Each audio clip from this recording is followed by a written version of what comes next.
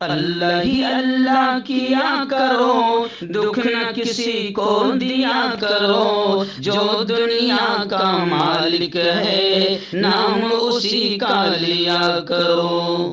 अस्सलामु अलैकुम वरहमतुल्लाहि वबरकातुहू। नाज़रीन, इस्तक़बाल है, स्वागत है आपका viral news live studio Jalgaon, Maharashtra, India में। मैं आपका मेज़बान मुफ्ती मोहम्मद हारून नदवी। आइए प्यारे मुल्क भारत की बहुत ही ख़ास बड़ी 10 अहम ख़बरों पर नज़र डालते हैं। लेकिन सबसे पहले मैं अपील करूंगा कि जो साथी नए हैं और अभी तक इस बेबाक सच्चे चैनल से जुड़े नहीं हैं, अगर आप चाहते हो कि आपको मुल्क भारत की और पूरी दुनिया की सही और सच्ची खबरें देखने और सुनने को मिले, तो फिर आप इस चैनल से जुड़ जाइए। सब्सक्राइब कर लीजिए हमारे इस चैनल को, बेल आइकॉन घंटी के बटन को भी दबा दीजिए ताकि हमारी हर वीडियो हर खबर आपको आपके मोबाइल पर मिल सके। और हाँ नाज़रीन, हम हर रोज़ एक अपील करते हैं कि प्लीज़ ये एक प्राइवेट चैनल है और चैनल चलाने के लिए पूरी एक टीम काम करती है, बड़ा रुपया पैसा खर्च होता है। अगर आप चाहते हो कि ऐसे चैनल जो जुल्म और जालिमों के खिलाफ बेबाक अंदाज में बोल रहे हैं, अगर आप चाहते हो कि ऐसे चैनल मजबूत हों, तो प्लीज़ आप चैनल की फाइनेंशियल हेल्प, माली ताउन, माली मदद ज़रूर कीजिए। स्क्रीन पर आप नज़र डालें, हमारे चैनल का बैंक अकाउंट नंबर भी दिया गया है। और अगर आप ऑनलाइन पैसा भेजकर मदद करना चाहते हो तो गूगल पे, फ़ोन पे और पेटीएम तीनों का एक ही नंबर है 9637541786। अल्लाह ने जो भी ताकत आपको दी है उस एतबार से हर दिन या हफ्ते या महीने में एक बार ही सही 200, 500, 1000 जो भी आप चैनल की मदद कर सकते हैं, मदद कीजिए, चैनल को मजबूत कीजिए, हमारा साथ दीजिए। नाज़रीन, आज वोटों की गिनती शुरू हो चुकी है। अब महाराष्ट्र में किसकी हुकूमत बनेगी, शाम 5 बजे तक सारा मामला सामने खुलकर आ जाएगा। आज ही फैसला हो जाएगा। महाराष्ट्र भर के तमाम गिनती मराकज़ पर, यानी जहां पर वोटिंग गिनतियां हो रही है, उन सेंटर्स पर तैयारियां मुकम्मल हो चुकी है। सख्त हिफाजती इंतजामात है और जगह जगह सिक्योरिटी तैनात कर दी गई है। और मशीनों की हेर फेर और मशीनों में गड़बड़ी, इसको लेकर भी लोग काफ़ी बेचैन हैं, क्योंकि लोगों का ये मानना है कि जब लोग बीजेपी को वोट नहीं डालते हैं तो फिर बीजेपी जीतती कैसे है। इसको लेकर काफ़ी आम जनता में चर्चा है और लोग मशीनों को लेकर इत्मीनान नहीं रख पा रहे हैं। खैर, माहौल तो बता रहा है कि महाविकास आघाड़ी की हुकूमत बनेगी, क्योंकि जिस तरीके से बीजेपी ने माहौल को ख़राब किया, बेरोजगारी को बढ़ाया, महंगाई को बढ़ाया, बीजेपी के दौर में दंगे फसाद, रेप बढ़ गए, किसानों की आत्महत्या बढ़ गई, तो लोग काफ़ी नाराज़ है। तो महाविकास आघाड़ी की सरकार बनने के चांसेस नज़र आ रहे हैं। लेकिन फिर भी शाम तक सारा मामला सामने आ जाएगा। बस ऐसा ना हो कि फिर महाविकास आघाड़ी जीत जाए और बीजेपी फिर अपने तिजोरी का ताला खोलकर, क्योंकि पैसा तो बहुत है बीजेपी के पास, फिर वो 50-50 खोखे में विधायकों को खरीद न ले, इसका डर भी लोगों को सता रहा है। नाज़रीन, दूसरी बड़ी खबर आ रही है। जी हाँ, आप जानते हैं कि अडानी का मामला अब खुलकर सामने आ गया है। अडानी ने कितने घोटाले किया, कितना घपला किया, और नरेंद्र मोदी ने, बीजेपी ने कितना साथ दिया कि आधा मुल्क अडानी को बेच दिया, यूं समझिए आप। अब अडानी का मामला अमेरिका और फॉरेन कंट्रीज में बड़ा खुलकर सामने आया है। अब अडानी का मामला ये हो गया है कि वो सब कुछ खरीद सकता है, मगर अमेरिका का वीज़ा और टिकट नहीं खरीद सकता और वहाँ जाने की हिम्मत भी नहीं कर सकता है। खैर, अडानी रिश्वत मामले को लेकर जो खुलकर सामने आ गया है, अब कांग्रेस, राहुल गांधी और अपोजिशन पार्टियां एजेंसियों से तहकीकात का मुतालबा कर रही है कि इसकी तहकीकात कीजिए, मगर ईडी, सीबीआई सब तो अडानी के इशारे पर चल रही है, क्योंकि हुकूमत अडानी की है, फाइनेंसर अडानी है। अब बीजेपी कह रही है अपोजिशन पार्टियों से कि अदालत जाएं और अडानी के खिलाफ केस दर्ज कराएं। जबकि मैं आपको बता दूं कि अडानी ग्रुप का जो घपला सामने आया है, उससे अडानी के शेयर में भारी गिरावट आई है और बिलियंस का नुकसान अडानी को पहुंचा है। केनिया सरकार ने भी, अमेरिका के बाद केनिया सरकार ने भी अडानी ग्रुप के साथ जितने एग्रीमेंट किए थे सब के सब कैंसल कर दिए हैं। तो अडानी का चेहरा, नापाक चेहरा पूरी दुनिया के सामने आ गया है, मगर भारत में उसको गिरफ्तार नहीं किया जाएगा क्योंकि असल हुकूमत ही उसकी है। नाज़रीन, झारखंड से भी खबर आ रही है। आप जानते हैं कि झारखंड में भी महाराष्ट्र के साथ ही इलेक्शन हुआ है। एग्जिट पोल ने बताया है कि झारखंड में इंडिया अलायंस की हुकूमत बन रही है। अब झारखंड में भी आज ही वोटों की गिनती होने जा रही है। कांग्रेस ने सीनियर मुबस्सिरीन की वहां पर तकर्री की है। वहां पर भी तमाम गिनती मराकज़ पर तैयारियां मुकम्मल हो गई है। सख्त हिफाजती इंतजाम है, जगह जगह सिक्योरिटी सख्त कर दी गई है। झारखंड में वोटों की गिनती शुरू हो चुकी है। दुआ कीजिए कि झारखंड भी जीत जाए इंडिया अलायंस। नाज़रीन, अजीत पवार को लेकर बड़ी खबर आ रही है। जी, अजीत दादा पवार, मैंने कल ही कहा था कि लोग ये कह रहे हैं कि हुकूमत किसकी भी बने, चाचा भतीजे मिलकर ही हुकूमत चलाएगी, क्योंकि अजीत दादा पवार को जो सीटें मिलती है, अगर अजीत दादा पवार घर वापस आ जाते हैं, चाचा की गोद में आ जाते हैं, तो वो कहते हैं ना कि सुबह का भूला शाम को घर लौट आए, तो उसे भूला नहीं कहते। चाचा फिर गोद में बिठा लेंगे और हुकूमत चाचा भतीजे ही करेगी, ऐसा लोग कह रहे हैं। लेकिन खैर चलिए, अजीत दादा पवार को लेकर एक बड़ी खबर आई है कि उनको यानी अजीत पवार को बड़ा झटका लगा है। अदालत में उन्हें पेश होने का हुक्म जारी कर दिया गया है। बारामती की अदालत से अजीत पवार को हाजिर होने का सम्मन जारी किया गया है। नाज़रीन, उत्तर प्रदेश के संभल से बड़ी खबर आ रही है, संभल की शाही जामे मस्जिद को लेकर। जी हाँ, खबर है कि शाही जामे मस्जिद को लेकर फिर सर्वे होगा। वहां पर हुक्म इम्तिनाई नाफिज कर दिया गया है और सोशल मीडिया की सख्त निगरानी की जा रही है। आप जानते हैं कि संभल की शाही जामे मस्जिद को लेकर भी हिंदुत्ववादी आतंकी संगठनों ने कोर्ट का दरवाजा खटखटाया और वहां पर भी कह दिया कि ये भी मंदिर है, ये भी मंदिर था। अब मामला ऐसा हो गया कि किसी भी पुरानी मस्जिद को देखकर आप दावा ठोक दो कि यहां मंदिर था। और कमाल की बात यह है कि अदालत वो अर्जी कबूल करके सर्वे का हुक्म दे देती है। ये भी बड़ी अजीब बात है।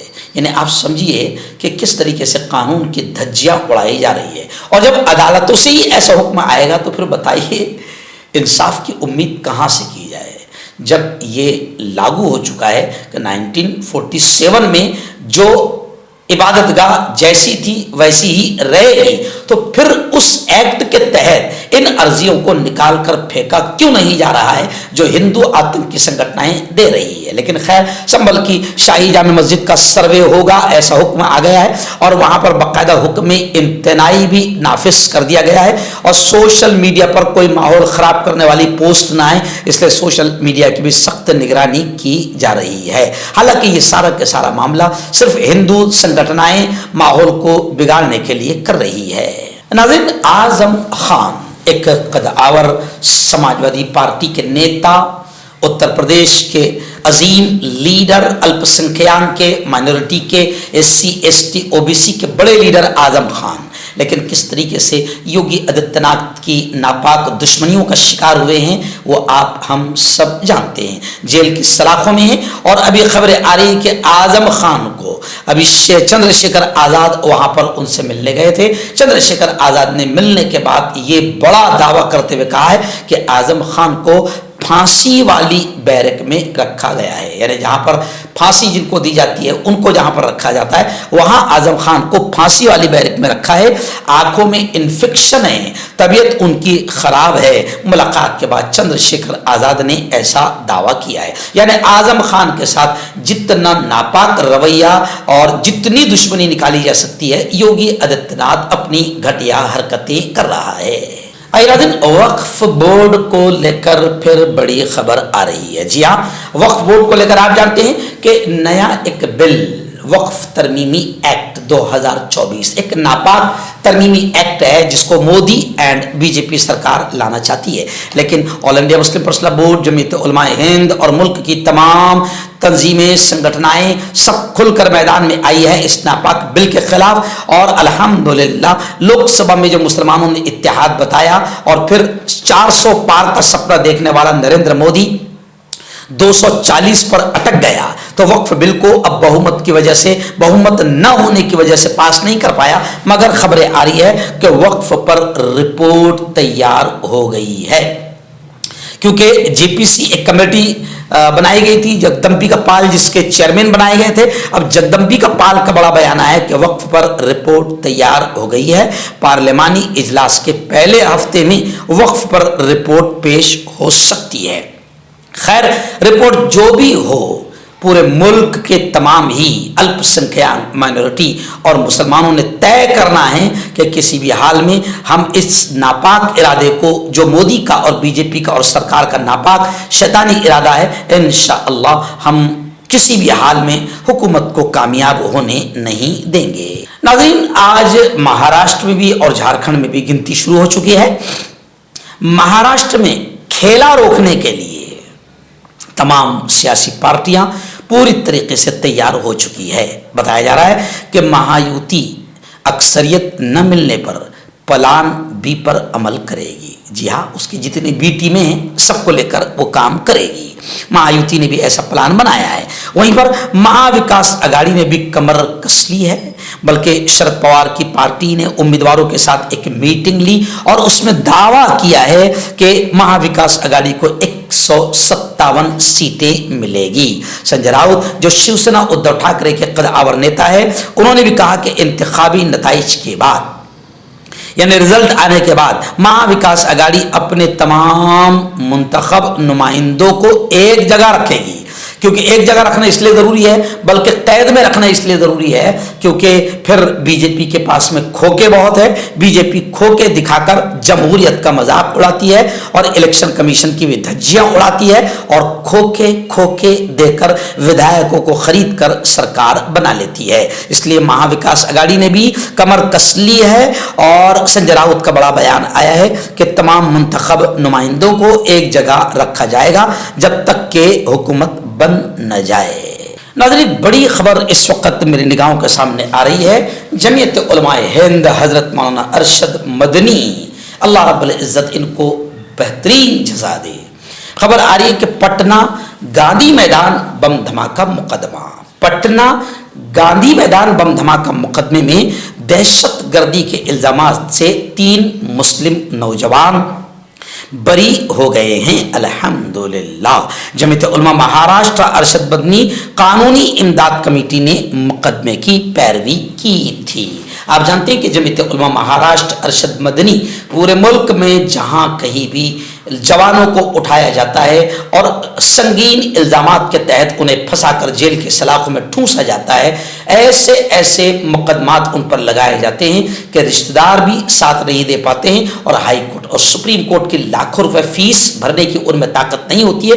ऐसे वक्त में जमीयत उलमाए हिंद हजरत मौलाना अरशद मदनी उनको उनके मुकदमात की पैरवी करती है। लाखों रुपये उन पर खर्च होते हैं, मगर जमीयत उलमा पीछे नहीं हटती है और जमीयत उलमा की मेहनतों से अल्लाह ने सैकड़ों हजारों नौजवानों को फांसी के फंदे से बचाया है। अभी भी पटना गांधी मैदान बम धमाका मुकदमे में दहशतगर्दी के इल्जामात में जिन जवानों को उठाया गया था, 3 मुस्लिम नौजवान अल्हम्दुलिल्लाह बरी हो चुके हैं। अल्लाह जमीयत उलमाए हिंद को बेहतरीन बदला नसीब फरमाए। हमारे कायद, हमारे लीडर हजरत मौलाना अरशद मदनी को अल्लाह खैर और आफियत के साथ लंबी उम्र नसीब फरमाए और तादेर हजरत का साया हम पर नसीब फरमाए, आमीन।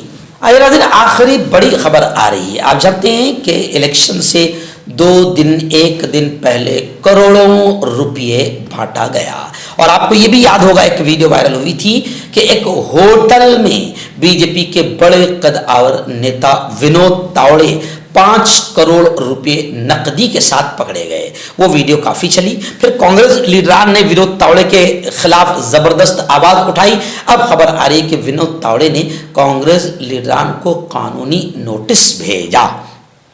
5 करोड़ रुपए तकसीम करने के बेबुनियाद इल्जाम पर 100 करोड़ रुपए का हद के इज्जत का मुकदमा दायर करने की धमकी दी। यानी विनोद तावड़े ने कहा कि 5 करोड़ रुपए तकसीम करने का जो बेबुनियाद इल्जाम मुझ पर लगाया गया, इस पर मैं हद के इज्जत का मुकदमा दायर करूंगा 100 करोड़ रुपए का। यानी आपने वो कहावत सुनी होगी, चोरी तो चोरी उल्टा सीना जोरी। बस शायद ऐसी ही खबर ये मेरी निगाहों के सामने आई है। खैर, विनोद तावड़े ने कांग्रेस लीडरान को कानूनी नोटिस भेजकर 100 करोड़ रुपए के हद के इज्जत मुकदमे दायर करने की धमकी दी है।